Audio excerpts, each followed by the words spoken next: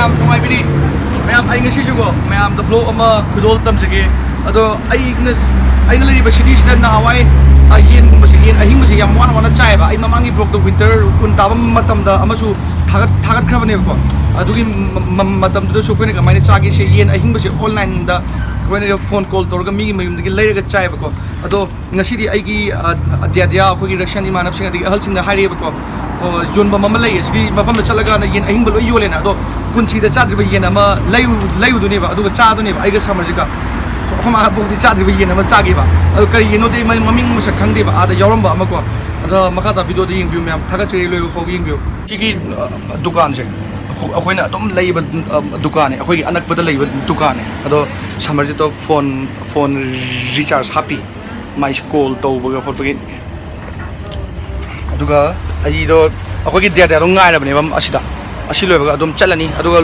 ba ucheris koi je music chale ai ne dia ne akoi samar je ne mafam da khara wali chatpa ho ba ngai do yo ragan da ai mafam do mu ucherake fajre hai na chatlibi hai hum na chatlibi nang bo yo tai shi mafam yo re ba ko asi gi mafam sine ba akoi na gari yawmina gari da changan doi ba do khong na loina changnei ba yamana gari yaw ba sine gari da akoi changani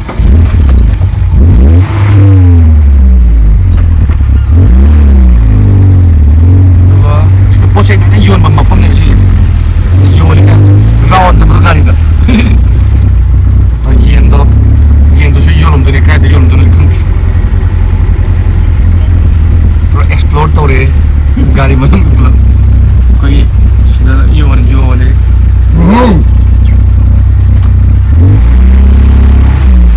paif kari ga adagi toti gi aparung gi lab yon ba mafam so ngam ne ha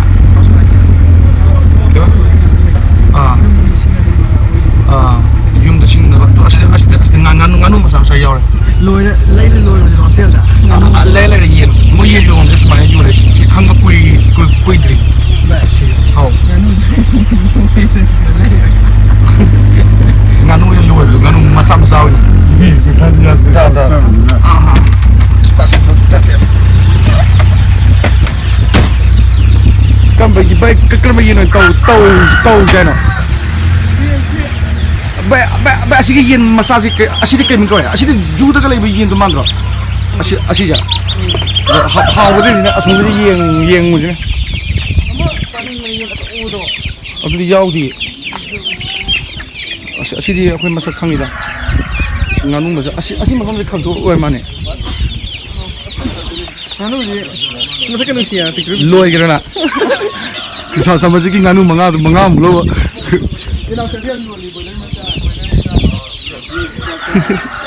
ba shi ne yin lo to ba yin yo kai da asisha brasit mama asizule ba na ba matu me am sumu di yin ne asira oh shan lai asisha ma khong yang chu ma nyao ne asisha yin ne oh to ma asisha mama я кажу смотри это Смотри. Да, 650.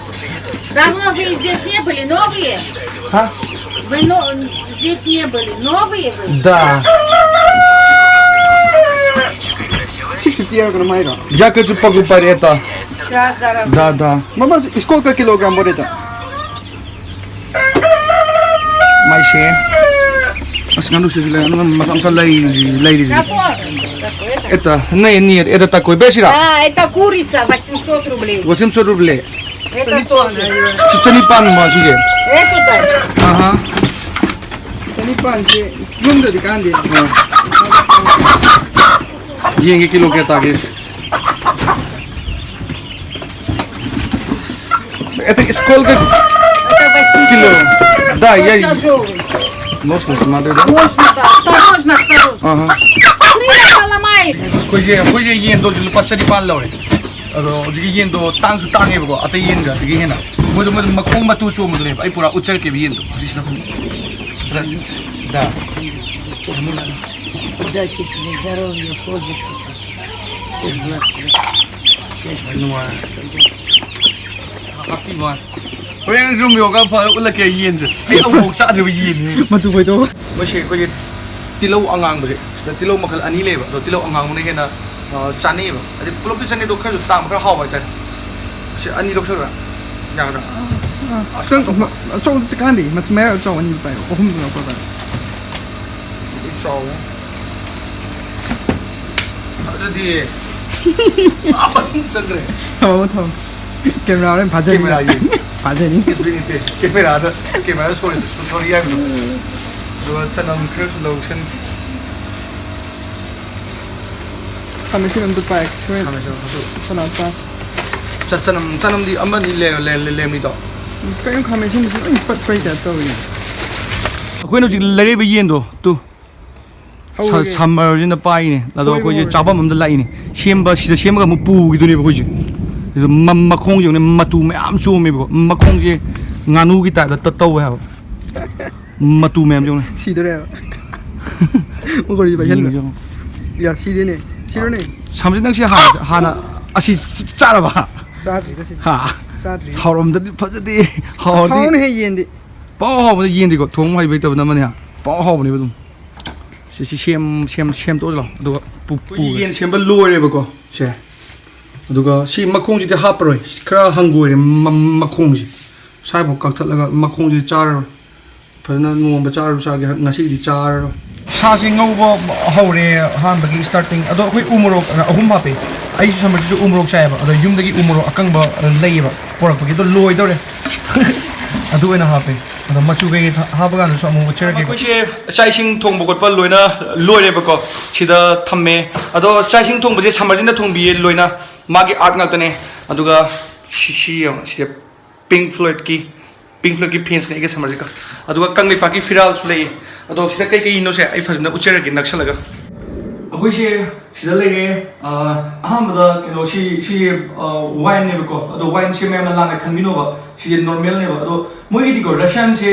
yu gum se phone na yoli ko ado tar moi yu ta ko cheers ka ha de moi marol da daroga hai good for health ga hai do moi haksang bhaw gi base le shi ne ba ko ado shi ta position normal ne kyam kana hejal di phati ko ashi thaw ha de te aduga chida samarjit ki art ne shi ge gi soviet ki style ne ba ko to samarjit de thong ba thak ba yam na pa me ba ai ju pa me ba ko tan de ba thong ba thak ba da khamen do ado shi khamen ba ji kai adino shi khamen shi de khamen ama mai tai khamen do manipur khamen do aduga shi na capsicum aduga tilau fry to wai ta So chala.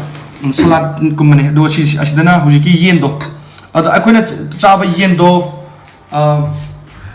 asida lere thong ba thak pa ado kaleja makan du di yam de ado din sai fry da cha thok re ado chak ka lere do how ya ki do ai hajer ke do ai puchi da ahan mane asi se aina cha do se mina cha do bi yen je khonga bantam ko e si je mogi si english ki word ma le ba bantam chicken ado koi first ayu samari su cha dri ahan da ado moi da matu ko mayam chu mo do makhong da ngai mamangi video shing ne ado makhong di koi hap tre kra ha goi ko ado chaba haurgi mayam chi soviet ki style ne samari na sebi bane ado chi khamen se haurgi ha na haw yok ti no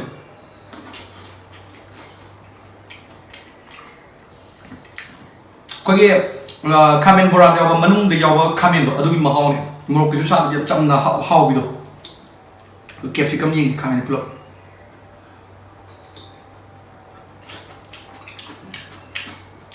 si haw masa pan aduga sigi yin se am tina haw na chaning e maram di sumaina russia da leiba isinau sing atop city da leiba mem yawm ngane ko ai viewers yin bi ko ado sumaina yin chab se ke shubdin natte adu tar su khara tan da ba change ba chat pataladi simba yin se chaw phang na di ba tan da bam change ba ado moi no petrol yin ngam ai thale sumaina chab se ado yum na ngai chab di boiler ne pet law na si kan law ne ha ai thaje ba ko ado si mahi je yum gi mai te yin gi ma haw da ado mai na di oi do ma le ba ado si di yen no bane ado khang gre do ai har ke piece phaja ba ma char ga har ke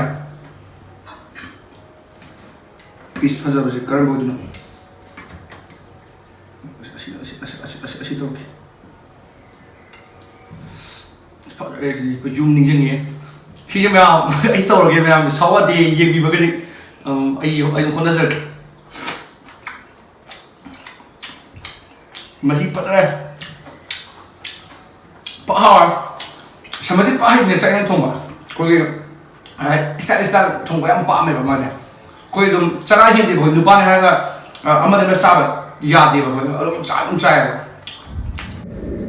매암 마히제 자꾸음제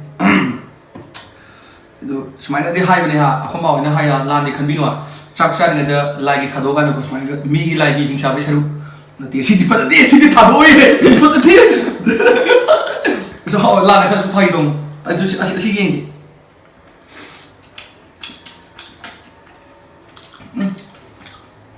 ai cabai di saya dah lotion jaga ai pak cabai itu kalau luar kita ucap lagi atau luar kita ucap lagi ai ki video saya मैं अपना नुआइरसु यिंगिबगी थागचरी Areeba subscriber 52 subscriber हेले अदो yum the थोलकंदा YouTube दगी पैसा हौजिसे को नांगे जनवरी February मार्च था तरुक फारेबा था अहुम से मोनेटाइज तौरम देबको 10k सब्सक्राइबर सुरकंदा मोनेटाइज तौबनेबा अदो YouTube दगी पैसा खरा चंगेबको लौथोक्ट्रीबा अदो एराउंड लुपासिंग ट्रांगा तु कुन मुक्ति ओइदो मालेबा अदो ना हाइगिबको आई पैसा की केम खंगे बलेती होय पैसा लो चिल्लीगो आई इंडिपेंडेंट गाय दु नतेबा आई सु खमा खबा दो पैसा हायबा और पादो अदो मैम सुमाइना वीडियो येंग बिरिसे मरते एड्स लाक्रा अदु दोना आई पैसा खरा चंगेबको अदो था अहुम की पैसा नेबा मी अतोबा चैनल दी पैसा मैम फंगबे अदो आई गिदी हाइकुम राय गुम थारेबा खंबा आई दि ब्लॉग सेम मने हेना पैसा चलेबा अदो आई गिदी अदो आइना फंगिबा पैसा दो आई युम थरो कांदा आइना मफम खंगना सु सिजिना गेबको हाइदि केनोम सु तौगे खलेबको अदो मैम लाना खनबिनो यिमिबगी थागचरी आइना नावाइसु हाइगिबा आई पैसा फंगनी फंगकांदा सुमाइ तौगे आइना ममांगसु हाइगिबा फंगद्रिकांदा अदोना आइना हाइमा वादुदी तौरमगे सु खंजबलेबा अदो समरजनसु बाय दो तौसलो पैसा फंगा बाय दो फजदे नंग हाइमनि नंग हाइबा अदोना मथंगी वीडियो सम थेनर सिंग सिगी मैम याइफरे थागचरी नॉवेस मैम आई ngasi su blog ma sip jage अदो आई ngasi blog se अचाबै नेबा खो यार मा फजद